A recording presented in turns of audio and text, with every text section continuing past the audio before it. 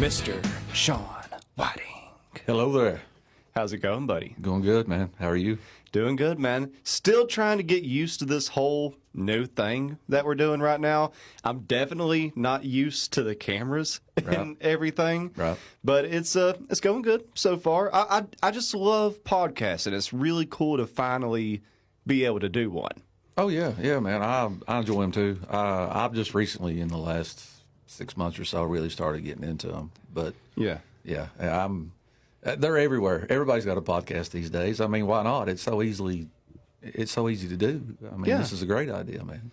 Well, and see, whenever like artists or anybody comes in to be interviewed, it's just back in the old days whenever we're doing like original radio stuff, it was always so quick. They were in and out. You had to ask them the important questions. You couldn't just have any time to talk. It was just so fast paced. Yeah, very impersonal. Yeah. And with this, it's a lot more personal. You get to sit back, relax, and have an actual conversation. It's really cool, man. Yeah, I like it too. I do. I think this is probably second podcast I've done. I've not done many podcasts. So. Hey, this is the second podcast I've done also. So, sweet. Hey, we're in it together, man. All right, man. Good deal. And there's like something for everybody out there with podcasts. Like there's some that are just people talking like we are right now. And then I've seen some with like crime investigation or history podcasts. It's really cool, man. Yeah. I'm really into the history podcast. I have gotten into, Ethan Suplee. No, that's a really cool name. You'll know when I say he's the guy that was in My Name Is Earl, the brother, big guy, the big guy. Yeah. Well, he's he's been in all kinds of stuff, been in a lot of good movies.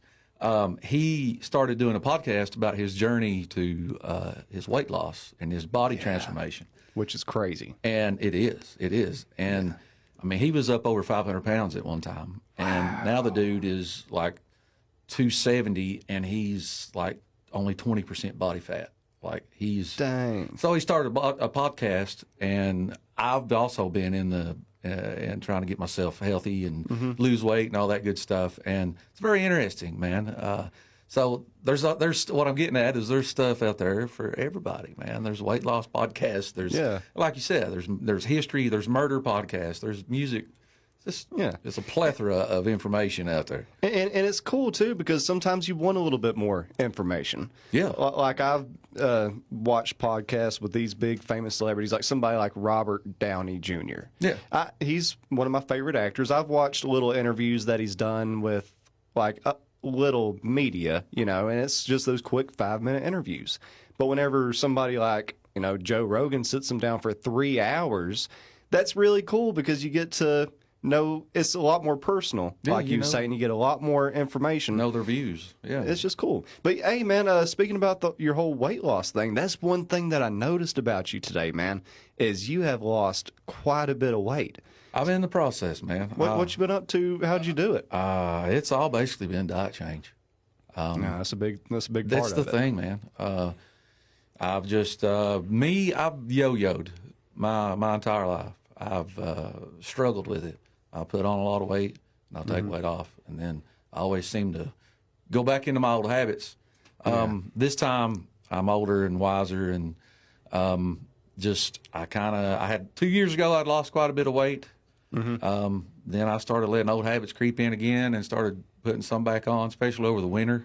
Oh, yeah. And I was just kind of hit a low, wintertime, seasonal depression, that kind of thing. Yeah. And I just decided that it was, time to get in, in gear and do this right. So this year I've really been focusing on really what I'm putting in my body. Yeah. And it's paying off. And I'm more active now too. I don't exercise a lot, but throughout my day I feel much better, so I'm much more productive. So have you been doing like a certain kind of diet, like the whole keto kick that everybody's doing, or? No, really. I've been. What I do is I have an app. There's tons of apps for your phone. There's a weight loss app. I use an app, and I keep track of everything I put in my body. Yeah. I even weigh my food. I have to be that dedicated. I have to be accountable because unfortunately, I don't have a fast metabolism, and I'm in my 40s now, and so I just watch my calories, and I also watch everything. I watch my calorie intake. Then I'm also eating foods that I don't take in a whole lot of carbs either, and I don't eat a very lot. I'll eat a lot of lean meats, veggies, very little grains. No, I don't eat sweets anymore. Every now and then I give myself a treat of something that tastes kind of sweet, but basically anything that I love, I quit. Yeah. That's what you have to do, man. You know, but really, it's to the point, it's like, well, did I want to continue to get that instant gratification, but yet, you know, feel bad afterwards? Or do I want to feel good all the time, you know? And I had to start looking at it as food is fuel. Our bodies are machines, and food is our fuel. And if I want to run efficiently, I've got to put in good fuel, high octane fuel, you know. Yeah. And don't look at food, and I'm trying not to look at food anymore as entertainment, because that's what most of us do. It's so easily Eat because we're bored. Exactly. We eat to celebrate. We eat because we're bored. You know, we eat if we feel bad. You know, it's a number of things you just eat, and that's, you know, for people with slow metabolisms or live sedentary lifestyles, you're going to put on, you're taking in more than what you burn up. So it's a numbers game, and that's basically where I'm at with it. It's fuel.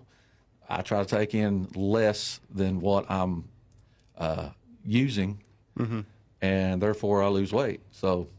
Yeah, well, I mean, that's what it's all about. The old saying, you are what you eat. Yeah. See, I've been trying my best to eat a little bit healthy, but one thing that gets me, man, is the healthy food. It's so expensive. That's a shame. But yeah, you can go get a cheeseburger all day for $1, you know, go to Taco Bell. That's why we have so many obese people in this country, is because it's like you said, it's backwards. If you want to eat healthy, you got to pay more for it. Yeah. If you want to eat cheap, then what you're eating is crap. You know, it's junk.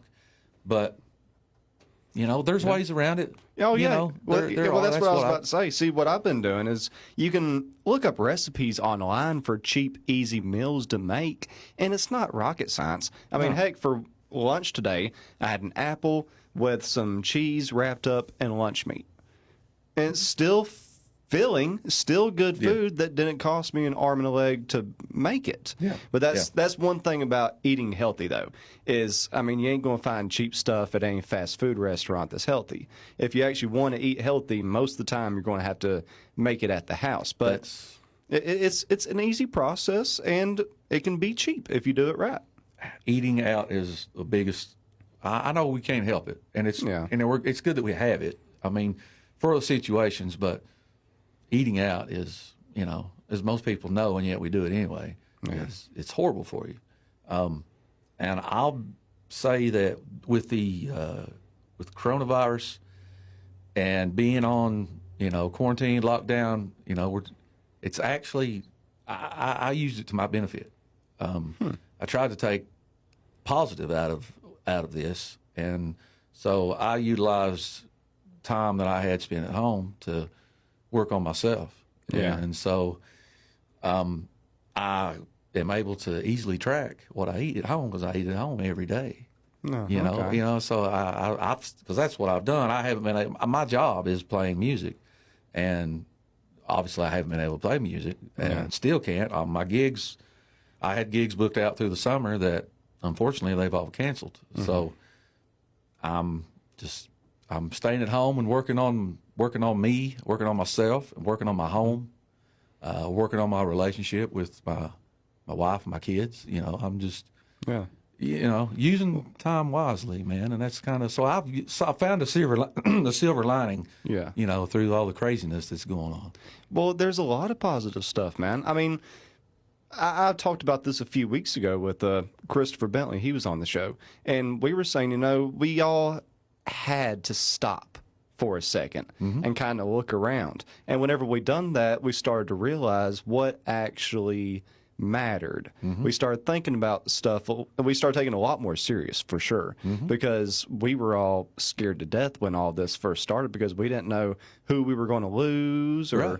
our jobs, yada, yada, yada. And now it just seems like people are taking things, well, they're taking things a lot less for granted, I will say. And hopefully that it continues to be that way Right. after all this is over. Because that's one of my big scares at this point is after all this is over, what's going to happen? How are we going to get back to normal? What are people going to be like? That's what's unanswered right now. I don't necessarily. I don't want things.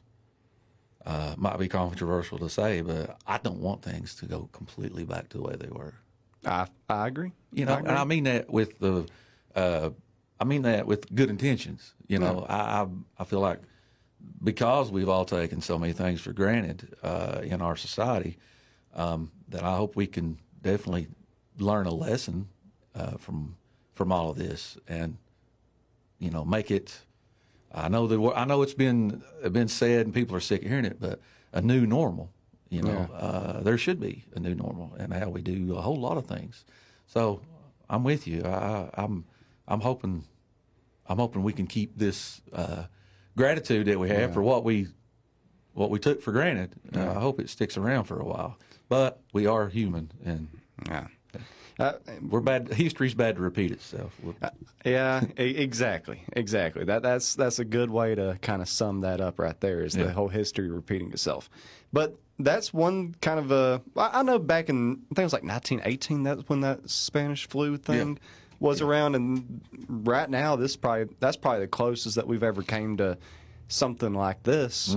One thing that really surprised me, though, one of the big positives about this whole coronavirus thing is how the smog from all the big cities all of a sudden cleared up. That right there was amazing, man. I know in India, what was it? This first time they had been able to see the mountaintops in the Himalayas in like over 20 years. Yes. Yeah, things like that. That is crazy, man. I know, man.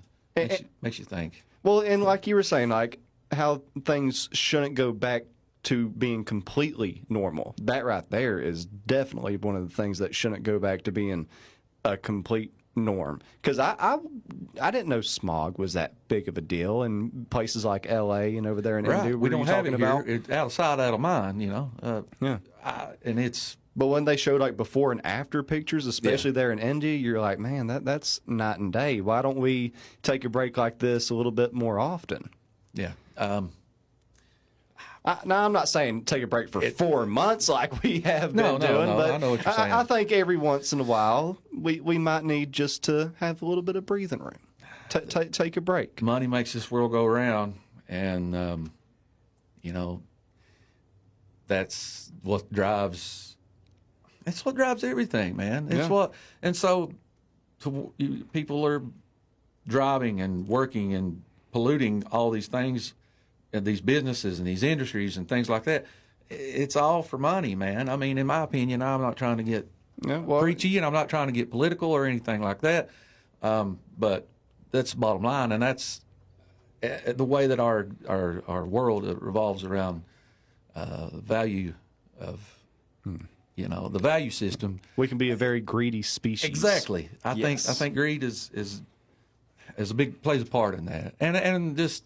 But we're all, you know, in other countries. We know better here. We're educated nation. I mean, other countries may not necessarily know what they're doing to the environment quite as much. Yeah. But who knows? You know, there's a million variables in there. But I'm with you. I thought it was great to see the pollution dissipating, and it'd be nice if we could keep it that way. But we'll see. Yeah, we'll see, man. Well, right now everything's starting to reopen a little bit more, and that's what I'm really happy about. Yeah. I mean, I went to Pigeon Forge about 2 weeks ago, and buddy, you would never think the coronavirus existed if you were to go down there right now. But it also means a lot more opportunities for people like you to get back in the work. So, like right now, have you been booking anything or any shows like that? No, actually, no. It's I'm still continuing to have shows canceled.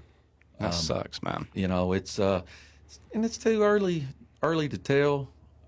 You know, in my opinion, you know, this was a novel virus. I know some people don't believe it was. Some people think it was not that big a deal. Some people think it was. I err on the side of caution. Yeah, it's always better to be safe than sorry. That's how I feel. I mean, I don't want to live in fear. My wife has serious underlying pulmonary issues. We don't want to take any risks. I don't want to go out and potentially catch the virus and bring it home to her. Yeah. You know, who knows? We might be fine. You know, there are some people that get it and are fine, and for whatever reason.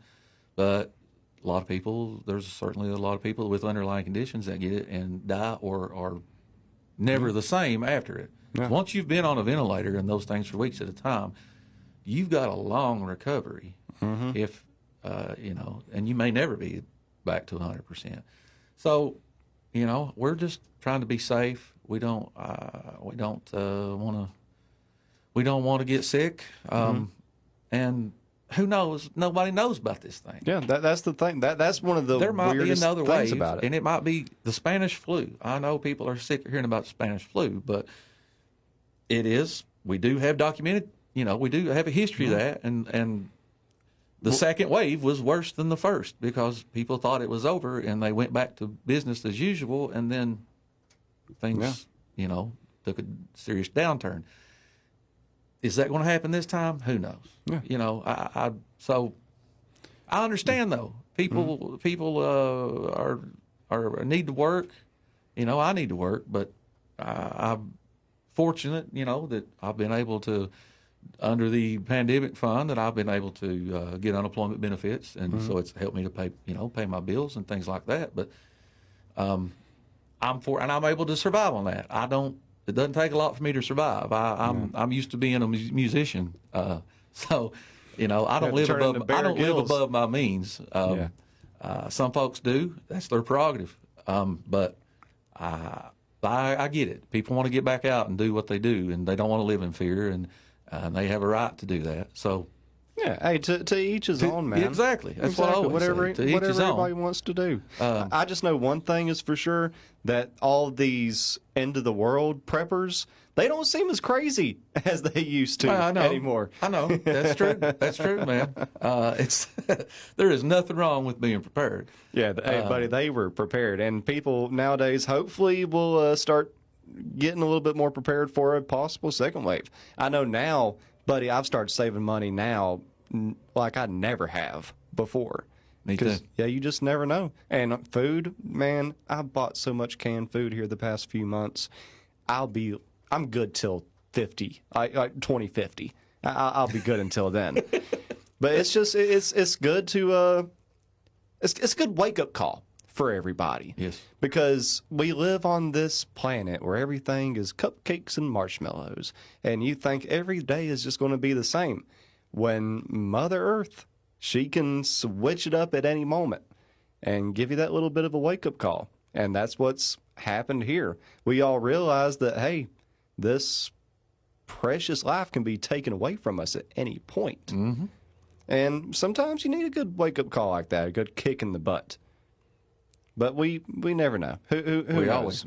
We always need a good bit of perspective from life to kind of smack you in the face, and you know we all need that sometimes. I don't care who you are. You need a little perspective and a little wake up call. And it's just crazy how the whole world got one at one time too. I know. Yeah, like we said, kind of a good thing. What have you been up to though during quarantine besides staying a little bit healthy and stuff like that?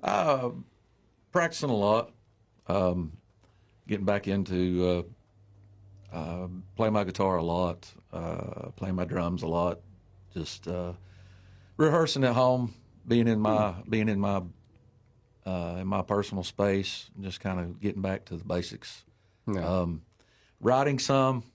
I'm compiling song ideas and unfinished songs that I've had over the last, year or so, to get ready for my next project, my next album. and doing a lot of reading, just a lot of work around home, doing projects, doing things that I'd put off for too long. You know, I'm in the serious spring cleaning right now and just getting rid of all those things I've been hoarding. Yeah, I guess I have a touch. dude. Same. Maybe we all have a touch of hoarder in us, and I'm definitely one of those people. So I've been really, really going through things that I don't need to hang on to and getting rid of. Just things like that. Just trying to stay busy. You know, I'm spent the winter watching everything I could find on Netflix, and Dude, now Same. I'm totally in opposite mode. The weather's beautiful and it's warm out, and so now I don't want to watch any TV. I just want to stay busy and being productive. So that's basically what I'm doing, man. I done the same exact thing. Yeah, throughout winter, you name a show on Netflix, I have seen it. Me too. And I have watched every single season. Yeah, me too. I went through everything. But now I got a little fire pit that I'm working on right now, building outside and trying to, dude, I've got a whole room full of stuff that I've hoarded. I mean, one room it's the junk room. It's supposed to be the second guest bedroom, but of course nobody's visiting anywhere right now. So over the past 6 months, it's just turned into this huge hoarding room. And it's so hard to get rid of stuff though, man. Especially when you got some memory to it or something like that. But I know, man. sometimes you gotta do it. Hey, you know that what she say, Marie Kondo or something like that on Netflix that she had the series about getting rid of. It was like if it I know what you're talking about. If it doesn't bring you joy, then get rid of it. Yeah. And that's what you got to do with your items that you don't know what to do with anymore. If you can live without it and it doesn't really bring you joy having it, then toss it. Yeah, That's kind of the way I've been doing it. That's the same, dude. Like if it doesn't have any relativity to my everyday life, I don't necessarily need it. Because if you keep it, you just got stuff there, and it's just going to get. If something happens to you, it's just going to be tossed anyway. Whoever your wife or your kids or your family, they're just going to have to go through all that stuff and toss it for you. We've all had that aunt, uncle, grandma, grandpa that after they passed away, we had to spend 2 months cleaning out their house. Exactly, and that's what's going to happen.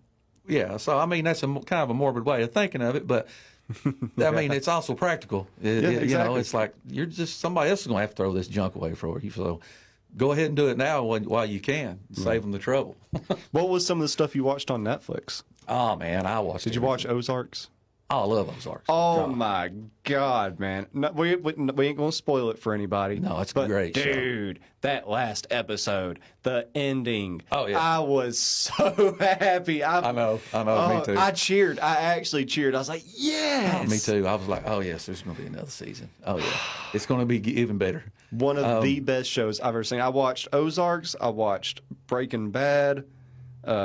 I watched Sons of Anarchy again. I watched that when it was still on FX back I watched in the day. it years ago too. Yeah. Yes. Oh, it was so I'm a good. Breaking Bad fan too. Tiger King, of course. Oh yeah, Tiger King. Yeah. Oh yeah, that blew my mind. I couldn't quit watching it. It was I love stuff like that. You think Carol Baskin did it?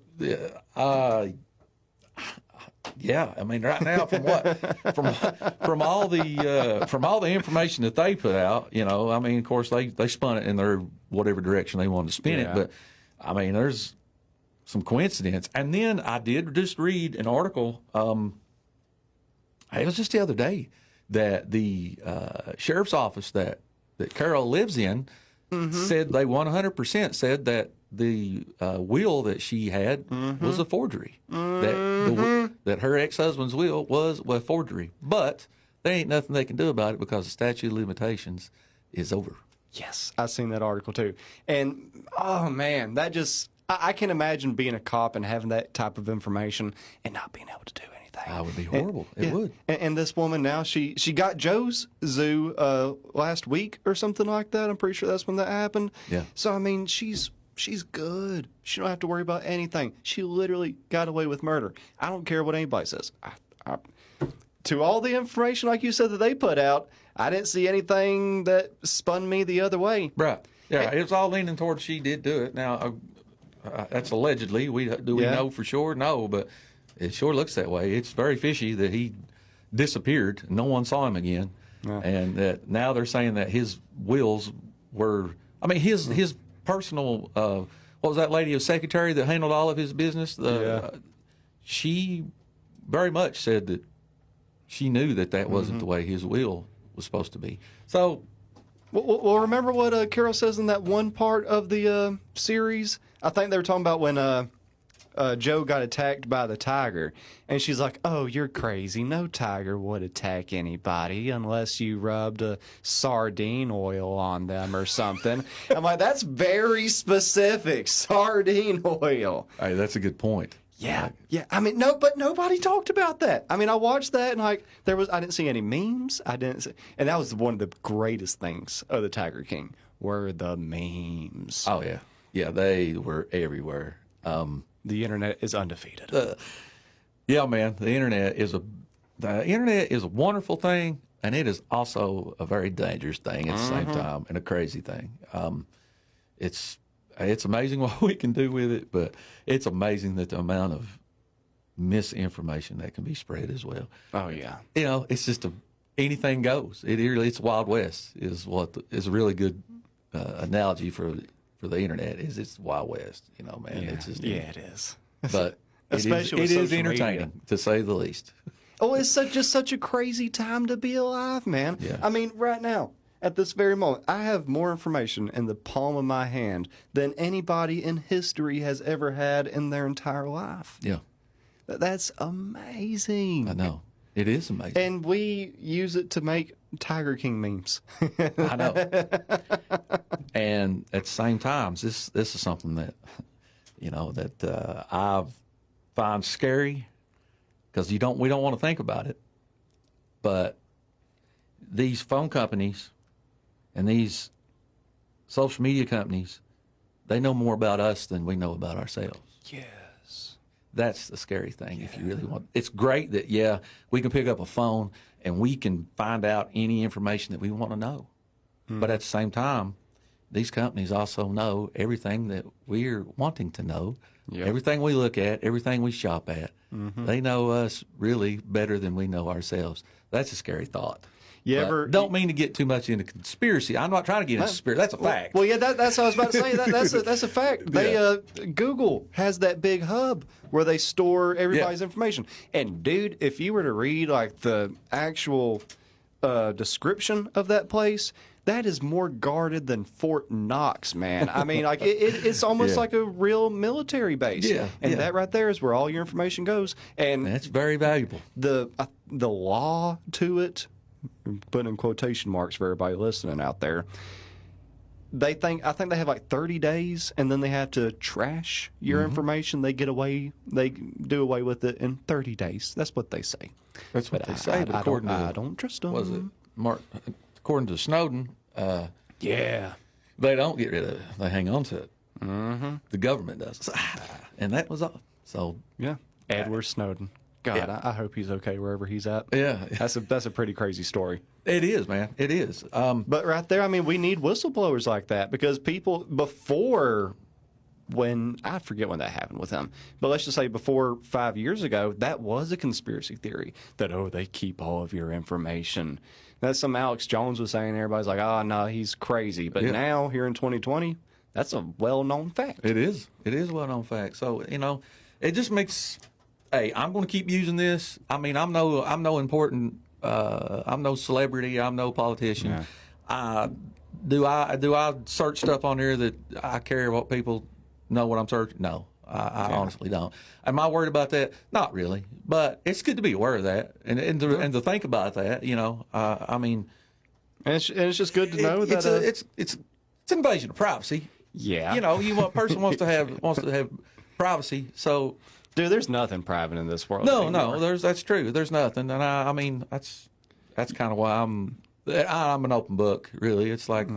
Well, that's how you have to be nowadays, man. You know. But the thing is, like, I feel like that people aren't so open nowadays because on social media you can be anybody that you want to be. Well, that's true, right? Like you ever had a friend on social media that you like all of each other's stuff and you'll comment and everything, but then you see them in person and you don't know what to say. You've never even heard their voice before. Never even talked to them. Oh yeah. That's true. You It's feel like so you know weird, people. man. You know everybody, but really you don't know anybody. I mean, you know the people you probably grew up with or you're close with, but that's just weird. It is. It is. You can be somebody totally different.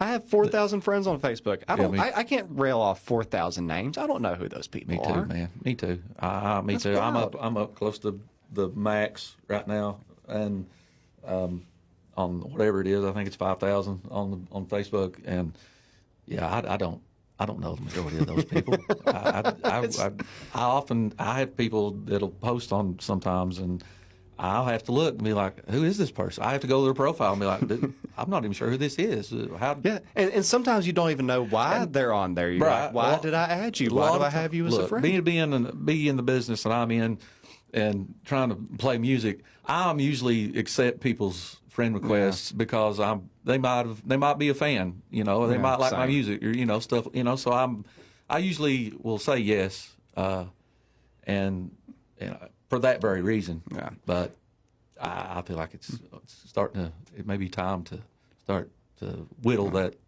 number back down some. Well, I do the same thing, man, and that's one thing that I thought was so weird. Whenever I started getting a little bit better at what I do, is when people start adding you. You have no idea who they are. They're just from around the area, and they're real people.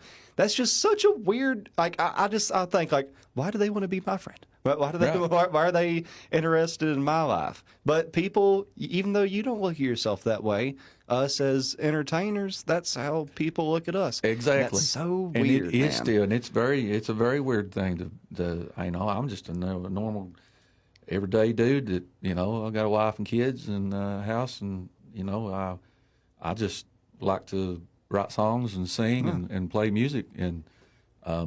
But you're on stage, and that makes you a totally different person. But it comes natural, and I try to think outside of the box, my box, and realize that to me it comes natural to get here and sit and talk into this microphone or to get on stage and perform.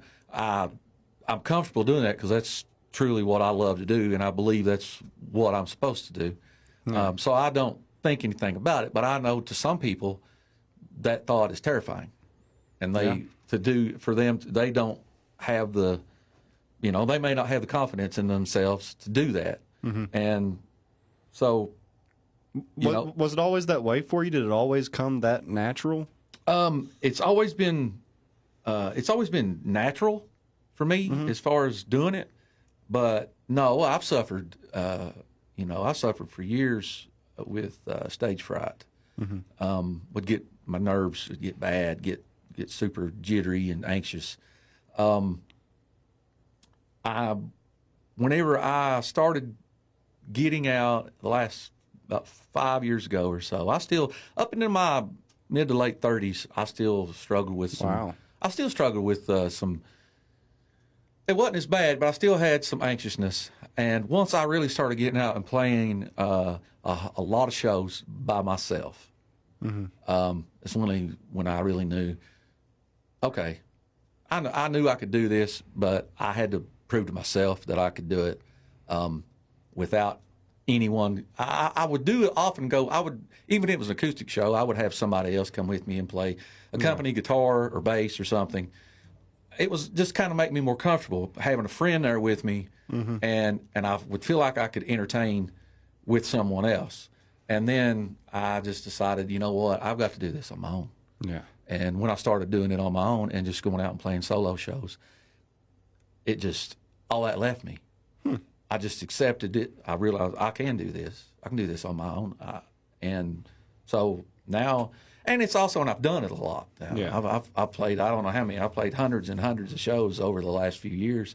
So now I'm very comfortable doing it and don't have those issues. But I know people to this day that have been doing it longer than I have that, they still get the nerves, before you go on stage. But it's good to have those nerves like that, though. It is. It's good to have because you don't lose that feeling. Yeah, man. I still get excited about it, but I don't worry about getting up there. And the main thing a lot of people I think worry about, and I did too, was like messing up. Yeah, or hecklers or something like that. Yeah. I don't. Hecklers don't bother me. I give them, whatever they're giving me. Yeah, that's what you got to do. Yeah. I don't worry about that because you've always going to have that. Oh yeah. But no, I get that. You still get excited. You want that feeling. You want to get up there and put on a good show. You don't want to be just, I got to get up here and do this again. No. When it feels like that, it's time to take a break. Exactly. And I've been close. I've been close before. I'll be honest with you. You can get burnt out or you can get lost. I found myself at times almost lost about where I was going with my career. What I was going to do. I think everybody does. You got to stay focused and you got to step back and get that break. Get that break, and that's honestly, it's been good. We talked about. I don't want to get back into the coronavirus or anything, but this has been good for me as well to reset. It has. It's been a good reset for me. I needed a little. I needed a little break. I've been going at it. I've been going at it real hard for the last few years, playing as much as I can and wherever I can, and just trying to broaden my my audience and region that I play in. And but you sometimes you start to get a little burned out, and I was getting close. So I'm really it was I didn't want a worldwide pandemic to hit. Yeah. But at the same time, it was kind of good. It was kind of good for me, and now I feel really good. I'm really good about my focus, my vision on what I want to do with my career, and I'm really excited to get back out and start playing shows again, whenever that may be. But when I do, I'm ready to, I'm ready to tear the stage down and blow the roof off the place. I've got some good guys playing music with me, so I don't know what's going to be in store, but good things. I think it's going to be real good things, man, because people are so cooked up right now in the house. They have been, and they are looking for any reasons to go out and have a good time. Yeah. So I think the local music scene, and before big concerts happen, you'll have local concerts at places like like the Brick House, and they have some in downtown Pikeville at some of those restaurants, and again in Prestonsburg. You'll have local music events before you have these big arena shows. Oh, yeah. And for people out there that just love music or love going to a concert, just going out and have a good time with their friends and family, that's where you start, is the local music scene. So I think that whenever everybody's a little bit feeling better about reopening, we can go about it in a safer way, the local music scene is going to blow up, man. I agree. I certainly hope. Yeah, I certainly hope so too. I mean, definitely, you're right. People are going to have to get their music fix on the local level, because definitely the larger shows aren't happening this year. No. Yeah, I don't see for them to have an actual arena show in 2020. If they do, I'll be surprised. I would be surprised too. Most artists, they've already canceled tours, like Tyler and Sturgill. That broke my heart. Man. Yeah, they've already, they had to cancel their tour. There's been a number. I can't name the amount of artists that already just said we're not touring this year. Everybody, basically. So yeah, if people are going to see, you're right. The local music, I'd say most likely will hopefully will blow up. I hope people start to appreciate it, and the music lovers out there that come out. Just we'll have to wait and see. Well, that's one thing that I love about the local music scene, though, and especially the venues that allow them to perform at them, because basically 99% of the time they're restaurants, they're bars, they're places where people like to gather and have a good time, and that's what people want to do right now is gather and have a good time, and that's where the local music is. So I think that's going to be one of the big benefits of everything. At least I hope so. Yeah. Have you seen though, like where they're trying to do some concerts? I seen Garth Brooks today is doing a 300 outdoor theater tour. Really? Yeah. So they're doing some shows at outdoor theaters, There's this one band on Colbert. I have no idea who they were. I seen it today on Facebook. They played in bubbles. You know those bubbles that you can like roll down the side of hills in and stuff? Everybody was in a bubble. So that's creative. That's genius. And there was this one guy. What is his name? He's a great guitar player. I'm forgetting right now. I'm brain dead. It's late. But they played this like actual theater, but it was reduced to like 33% capacity. So there's only like 200 people actually allowed in. And I mean, yeah, there's rows of seats between people, but still a way to see a show. Outdoor driving concerts are an interesting concept. Yeah. That's what that Garth Brooks is doing. It's going to be the drive. And I'd say that would be ridiculously high, though, because, I mean, it is $100 a car. Yep. But they say rain or shine, so that's one of the benefits of it. But I still don't know how that's going to work, because if it's raining, you can't roll down your windows unless... I've been to one before, the drive-in concerts, and what they did with us was like there was this like little speaker box that you put inside your vehicle. Yeah, they did that for drive-in movie theaters. Yeah, right. So I guess that's what they're going to... I have no idea, but all I know is it's $100 a car. So Garth Brooks is... But again, Garth Brooks is Garth Brooks. Yeah, so if anybody was going to be able to do this and pull it off, it's him. Right. Well, good for him. I mean, he's trying to give people some music and make a little money. And hopefully, like other bands follow in the footsteps. Oh yeah, a lot of money. $100 a car. They can fit 30 cars in there. You know, that's boom right there.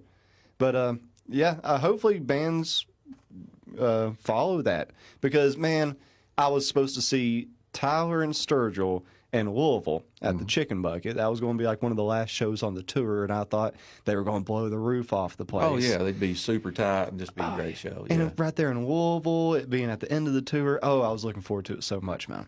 And then you had Poison up here at the Appalachian Arena, Steve Miller Band, and I was supposed to go see Rage Against the Machine whenever they were... Oh, I was so excited. The first time they've been on stage in like a decade or more. Yeah. And they had to cancel. Yes. Oh, man. To all the concert goers out there like myself, we were very brokenhearted this year. I know, man. I know. I got 2 in right before all of this hit. I had to take my wife to go see Post Malone, because that's who she probably loves him more than me. But seems like most women do. Like, younger women. Anyway, he looks so... It's like a homeless Jesus. I mean, that's like that's like the best way I can describe Post Malone. That's probably pretty good. That's a pretty good description. He looks kind of homeless. Yeah. He's got his tattoos all over. I love tattoos, but yeah, dude, I've got them too. But I'm not going to get always tired above below my eyes. That's just a little bit out there. But hey, he's great. He's a talented guy. Oh, dude, and he's bringing rock music back. Especially to the pop music scene. I mean, somebody like him to have Ozzy his on Nirvana his stream was that show that they did. It was good. It was really good. And the thing that I loved most about that is if you notice, like if you look at the set list, he didn't do any of the big songs. Like he didn't do "Smells Like Teen Spirit" or I think he done "In Bloom." But that was like the biggest record that he done. He done most of the deep tracks because he said that's what he loved most about Nirvana, and he wanted to show like a different side of Nirvana to the public. I think that he does the rap because it sells, but sooner or later you're going to get a rock album from Post Malone. He actually used to be in like this really heavy metal band back when he was like before he was Post Malone. Post Malone, yeah. Was it a good show, though? Yeah, dude, I really enjoyed it. But see, the thing was, she got to go see Post Malone, so I got to go see Kiss and David Lee Roth at Rupp Arena, which is a lot more up my alley. Yeah, mine too. Yeah, so those were the 2 concerts that I got in before all this hit. Okay, how was David Lee Roth? Dude. See, he's on his own planet, man. That's why he is his own planet. That's what I love about David Lee Roth is he's just there's no one like him. Man. Nobody. He is just insane. He's just different. He's very different. By far the best front. I've been to dozens of concerts, probably close to 100. Not trying to exaggerate or brag or anything, but man, of all the frontmans that I've seen, he is by far the best. He is, I don't know how old he is, but He's probably 65 at least, I'd say. at least. And he can kick higher than I can. I mean, that dude is on a different level. And if you like get to know him, I've watched interviews. Dude, he used to be like whenever he quit or kicked out, however you want to look at it, from Van Halen. He was like a paramedic for a few years. I knew you were going to say that. Yeah, he decided to be a paramedic. Like now he's fluent in Japanese. He's took samurai lessons. What in the world, he's out dude? There, dude. I love it. Oh, he's so great. And the Hagar Van Halen, I still liked it. I still respected it. Me too. It was good, but I was just always more of a David Lee Roth fan. Me too. And I know that him and Van Halen are never going to get back together. So that was the only chance that I was going to get to see. I don't think anybody can get along with Eddie Van Halen from what I can see. Yeah. He just well, everybody's pointing the fingers at everybody. You hear that it's him. You hear that it's know. David. Who knows? But I know that neither one of those singers, Sammy or Dave, can get along with him. No. So I don't know who it is. It might be all of them. It might be all their egos. You know? Yeah. Once you get that big, they all have been in the business forever, and they're all rich, and they're all just got to have it their way or no way. I guess. Who knows? But he still brought out all the classics there. So I mean, if anybody loves the Van Halen, David Lee Roth era, go see him solo. Same thing. Without Eddie, I'm sure he's got. Yeah, I'm sure his band that he has with him is outstanding, top notch, man. Yeah, no doubt. And he was dressed so weird. It was alligator. I think it looked like it at least. And he had blue pants and a green like suit, shirt. Whatever those, like the jacket, that goes on a suit. Yeah. He had a green one of those. Sport coat kind of thing. Sport coat. That's what I was looking for. Yeah, he had a blue dress pants and a green sport coat that was all made out of alligator or snakeskin. One of those two. And he made it look good. Of course. He's the only dude that could pull off that look. He is so crazy, man. And that's what I love about people like him, is there's only one. There's never going to be another David Lee Roth. No. There's only one Diamond Dave. That's for sure. Yeah, he was great, man. I grew up listening to Van Halen. It just always had that. It just had that grit and that. It was edge. Yeah. That's what I liked about the David Lee Roth days. Is it was much more harder edge, and it described like what the '80s really were. I've heard it said that they wrote from the waist down, and Hagar wrote from the waist up. But that's the way it was. That's good. That's a great analogy. It is. But I guess maybe that's why. I mean, but I love great lyrics, and I love thought-provoking stuff. But I like the simplistic and just down to business stuff, And but when you hear those drums of "Everybody Wants Some," everybody wants some. Yeah, man. Ah, man. Yeah. I'll catch a speeding ticket to that song one day. Same way. I've had who knows how many speeding tickets. I'm lucky to still have a driver's license, and I hear those songs. Man, and I want to drive 100 miles an hour. That's good stuff. It is. That's what I find great about music is it affects me music affects me very, very much in a very physical way. Yeah. It's magic. I mean, like really the power. If you think about it, like, yeah, you can tell somebody the lyrics to a song or play it for them, but other than that, it's just something that exists in thin air. Mm-hmm. You're just making sounds. That's all you're doing. And it's beautiful. It brings back memories for some people. Mm-hmm. It captures that time in their life, brings them back a few years, or just the lyrics can bring them to tears. Yeah.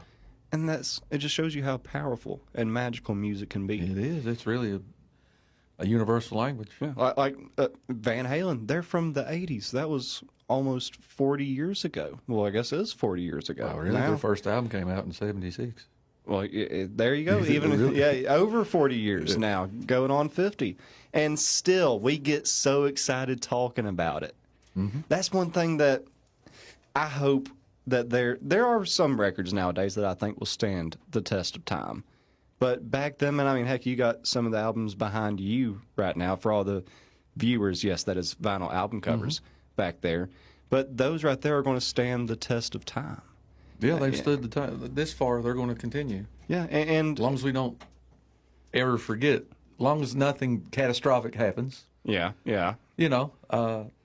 they will continue. As long as we keep cherishing what they did and keep them, keep them relevant. Yeah, well, that's why I'm thankful my dad, he raised me on that stuff right there, and I'm going to do my kids the same way and just keep passing it down. But that's one thing that I don't see a lot of artists doing nowadays, is standing the test of time. I mean, you get a good album here and there, but we were talking about this before we hopped on air earlier. With social media and the internet nowadays, our attention span is so low. That's it. So, I mean, we can have an amazing album, but we don't pay attention to it. That's why, I mean, a lot of artists can do whatever they want to do. I mean, I will probably continue to make albums because it's just the old school way, and I'm an old school kind of guy. But in this day and age, anybody in the P&R business, stuff like that, will tell you that, unless you're trying to prove something, they say don't make full length albums anymore. They say singles and EPs are where it's at because it's more economic.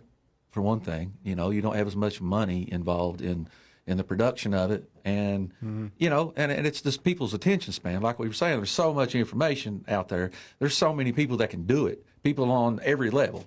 Yeah. People from just doing it in their bedrooms can still put it on the web and put it on Spotify and iTunes and all YouTube and all that. And get it out to everybody. So it's a very do-it-yourself era. And so you got people from that to stars. It's just saturated, and it's hard to, make a wave, or even a ripple in the big pond of music and what's out there. So you got to be on top of stuff, if you want to be relevant, be in the scene or whatever. But at least we have a way to do it, And at least it's easier. You don't have to have a label. Used to, it was you were just trying to get out and play shows and hope somebody came to the show and you got picked up by a label and then they made you, famous. And it's not that way anymore. You got to put in all of the hard work. You got to put in the groundwork now. And once you start to become a little bit successful, that's whenever, labels and people like that come in and kind of bring you over that hump. Well, me and Colby, we were talking about that last week. Nowadays, everybody, no matter what type of entertainment you're in, like you are the performer and the manager and the booker. You're a one-man record label nowadays. And I'm right there with you, too, with albums, too, man. Like, even when something comes out nowadays that I'm interested in, I don't buy anything off of iTunes or Apple Music, none of that. I'm in Walmart, seeing if they have the CD. Yeah. I'm going onto their website, maybe buying the vinyl or CD off of there. Even CDs, man. Like, I know one day those are going to be looked at as records. They already are, basically. But being able to open up the album and going through the artwork and everything and the little... Yeah, it's just such a different experience than just downloading and, I've got it on my phone. And that leads to also, that goes to the side of it for the artist, that artists are getting, I'm on my soapbox here for a second, but artists are getting basically robbed from all these streaming services. Yeah. They really are. People don't think it's great for the listener. Look, I use Spotify too and that stuff because it is just, you can listen to anything you want. You pay $10 a month and unlimited song listens, but the artist is I'm getting like 0.007 of a cent per play. That is, how much even is that? So 0.007 of a cent. I mean, seriously, would you have to get to 100 to get the full cent? Yeah. That's crazy. Literally, it's ridiculous that because people aren't actually buying it. So you're supporting the artist by what my point is by buying a CD, buying a vinyl album, buying a T-shirt, a sticker, and going to shows, is how you're really supporting artists. Yeah. That's where they're actually getting some of the money. to continue to do what they do. Because on this streaming stuff, no, your artists, unless you're an artist that has on a playlist that's gotten you a lot of followers, you've got a lot of monthly listeners or daily listeners, you're not making much money. I mean, it's noted that Peter Frampton had his stuff on Spotify, and he had, I think it was several million plays for, I think it was Do You Feel Like I Do? Mm-hmm. And he made like $1,800 or something like that. Off of millions of plays. Yeah.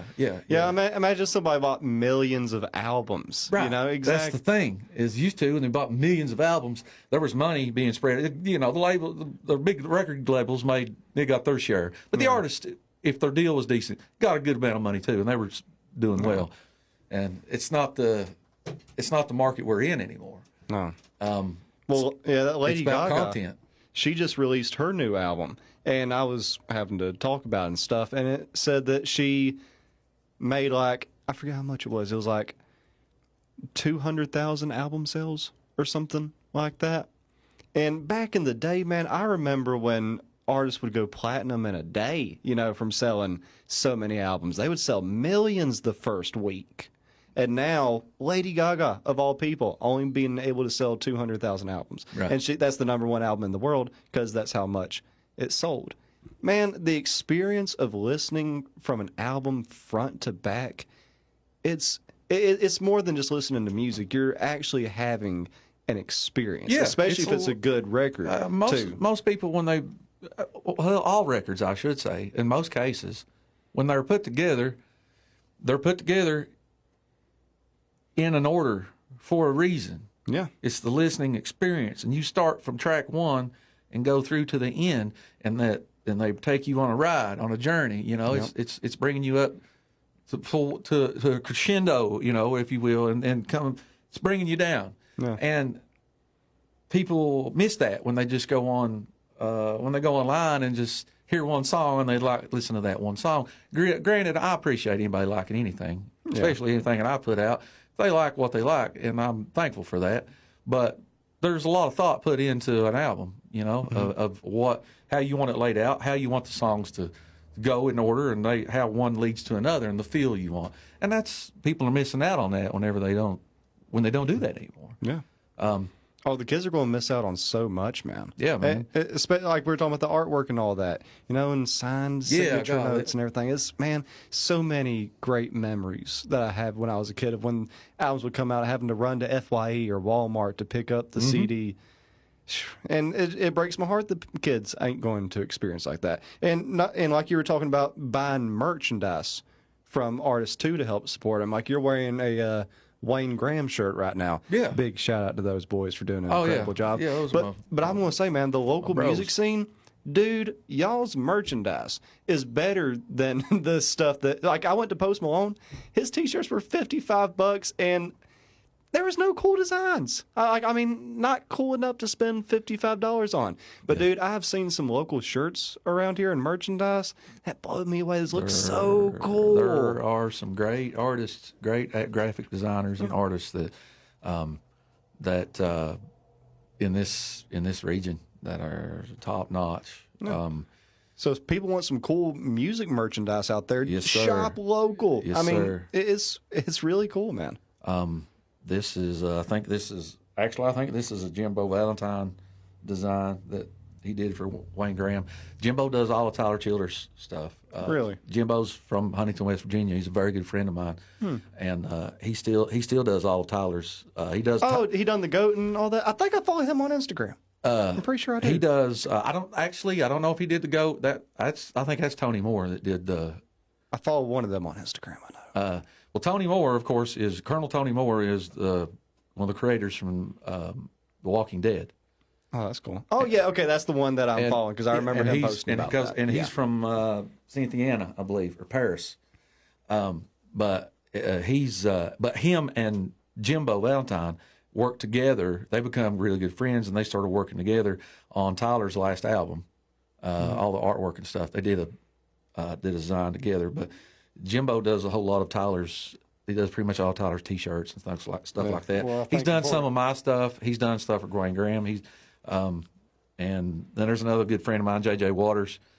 He's done my album designs and done some T-shirt designs too.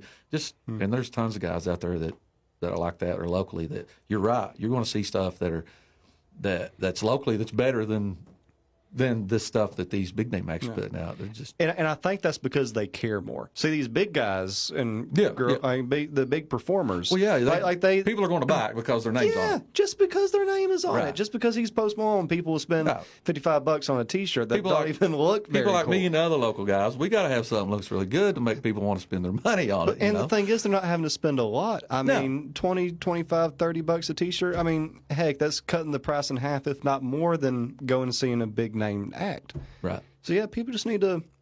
Hopefully, as all this is reopening and y'all are getting gigs more, hopefully the local music scene will be appreciated a lot more, and entertainment in general around here. Yeah. Because I mean, we got everything nowadays. We got stand-up comedy around here. People are singing. They're performing in theaters around here, doing art plays, and artists just in general. Like you're talking about them two guys. The hills are filled with talent. Yeah. And it's a good time to be alive in Eastern Kentucky. What did we go? I mean, I saw this float around, this quote, or people saying, you know, what, during times of when we had to be stuck in the house, what are you going to? What are you ended up filling your day with? That's art. Art's needed, man. Yeah. It's a necessity. Everything's an art. Because everything's an art. If you were stuck at home, you're listening to music. An artist created that. You know, if you're watching a movie, an artist created that. You know, Even sitcom. cooking food. I mean, you're Even basically cooking. an art. You're It an is artist there. art. It is an art. There's an art in that. Art's everywhere, and I just want to make sure that people still appreciate it. Yeah. You know. Well, I think that we're all appreciating each other right now, and like we said, hopefully it continues to be that way. But man, I totally lost track of time. So Hey, we're going to have that means it's good. yeah, exactly, man. This has been a whole lot of fun. Yeah, dude. Yeah, that's why I love the podcast so much. Like we were talking about at the beginning of it, we can just kind of ramble. Sometimes maybe a little bit too long, but it's still a good time. Hey, I appreciate you having me on here, man. Hey, but before we get out of here, man, tell everybody where they can go listen to you, go check you out, updates, keeping up with you, all that good stuff. Well, I have, of course, I have a Facebook page. My music page is Sean Whiting Music. Also, you can find me Sean Whiting Music on Instagram, Sean Whiting KY, I think, on Twitter. That's SEAN. WHITING. I always have to spell it because there's so many different ways. Yeah. But I also have SeanWhiting.com where I've got my schedule of shows. I've got a merch store on there where I've got vinyl and CDs and T-shirts and things like that available.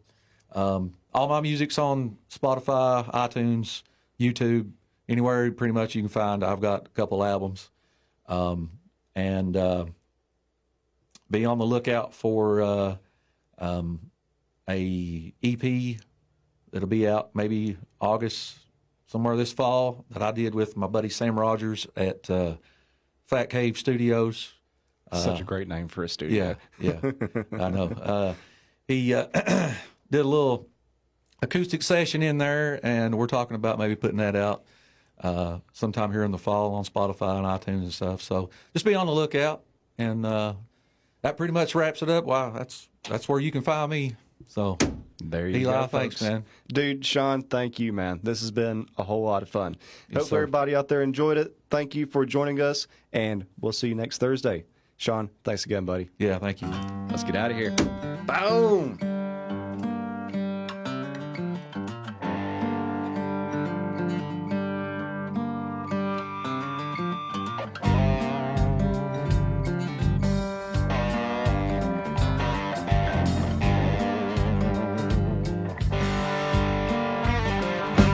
Well, I'm leaving. I'm leaving here for good. Yes, I'm leaving. I'm leaving here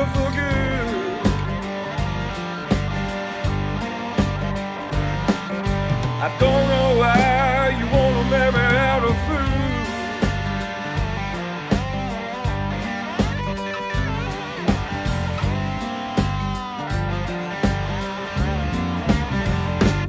If I ever hear your name, if I ever hear your name,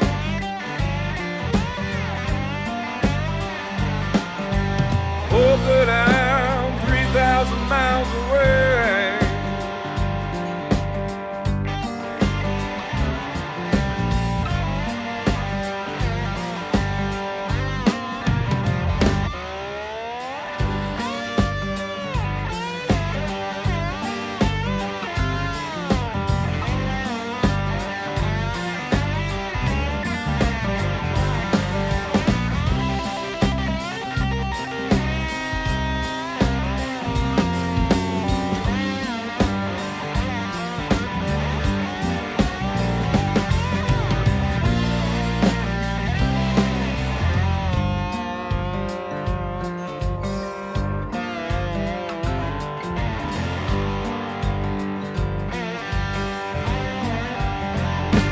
When I'm dying,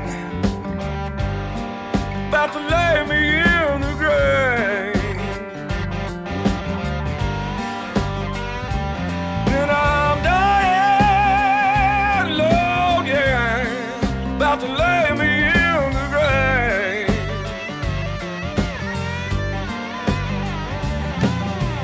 Know that I'm loving you just the same. Yes, I know that I'm loving you just the same.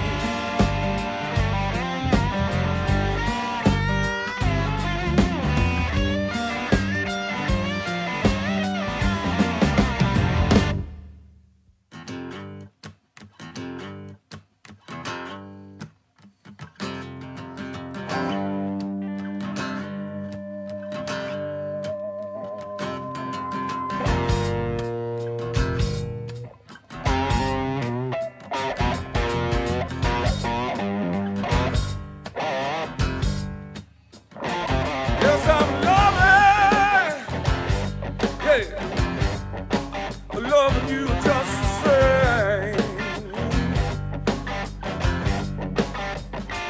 Yes, I'm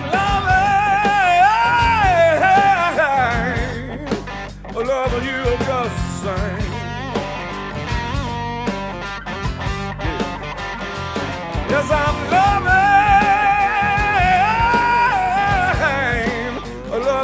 just the same. Oh,